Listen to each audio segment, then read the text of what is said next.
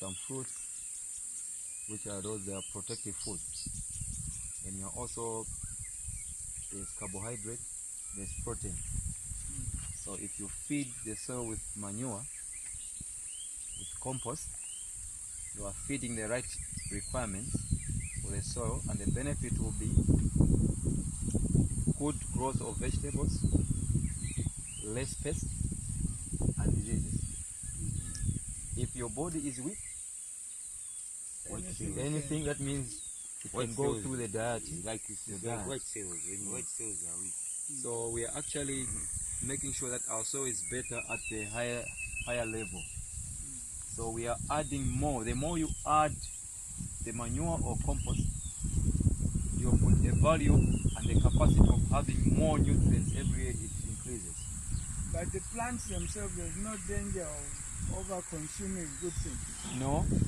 The only danger if you are using raw manure, which is very hot and it is not balanced. Once it's cooked nicely, it is giving the right requirements of nutrients. Talking of direct Now, manure. in terms of these crops, maize, you are saying you are putting manure right on each seed. What about vegetables? Yes, that's the same thing. It is not manure anymore, it is composted. Okay. Like you are taking humus. And the only benefit that we are benefiting, the manure releases nitrogen or nutrients slowly. The reason why we just put one handful, the manure is not like the artificial fertilizers that you can put a short time, it loses the nutrients. Then it will take you 1 month, you come again. Here we put once. The principle of manure or the benefit, it holds the nutrients for a long time. It releasing slowly to the plant because it is working with the bacteria. So a handful is long enough, and you can even find the manure or the compost next time. It stays in the ground. It's not the fertilizer which has been stayed and maybe used at once, but the bacteria are the one working. That's the principle number one, soil fertility. The second one, crop rotation, rotating plants. That is helping you a lot more in terms of diseases and also pests and improvement of the soil. So you plant some plants are legumes, some plants they just take.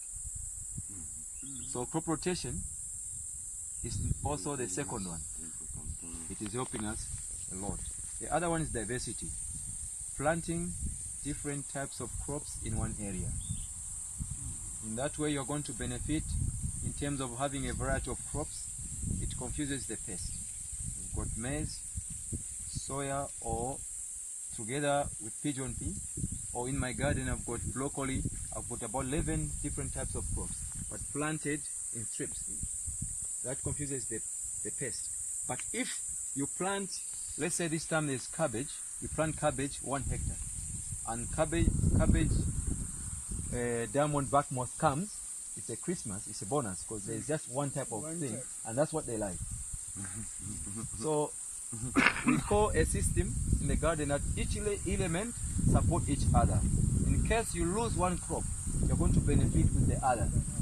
If you've got a cantemba or let's say a shop, you can't just have bananas only, because people would like something else. So you need to attract farmers, or let's say we attract customers.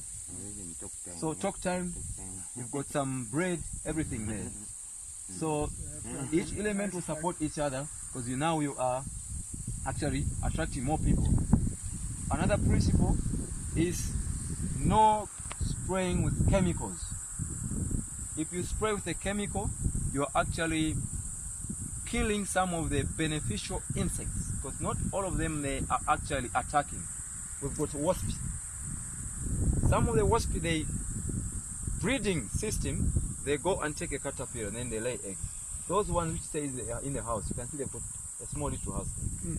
And you've seen, I think before, I know, a wasp flying with a caterpillar. Yes. They are not going to eat, they are going to lay eggs. So if you spray, you are actually killing the beneficial insects which will help you to reduce the pests. For example, I've got a lot of birds in the garden there. Birds, they don't eat my vegetables. First thing, they need protein. They need to look for insects. Then they'll eat. But if they find there's a chemical, they'll eat that. That will be the end of it. If they die, I'm reducing the attackers there. My soldiers are dying. Insects. Yes. Another thing is frogs. Frogs, they don't attack vegetables, but they don't eat vegetables.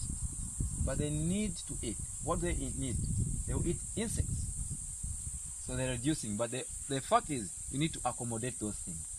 One way is to leave some bushes there in the garden. My garden looks a bit within the garden. My garden looks a bit rough.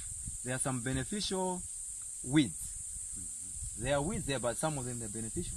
Like the milky thistle, it attracts. It has got milk. We used to feed the rabbits. We feed people. It has got milk. That one can take all the aphids. It's sweeter than the vegetables that you grow.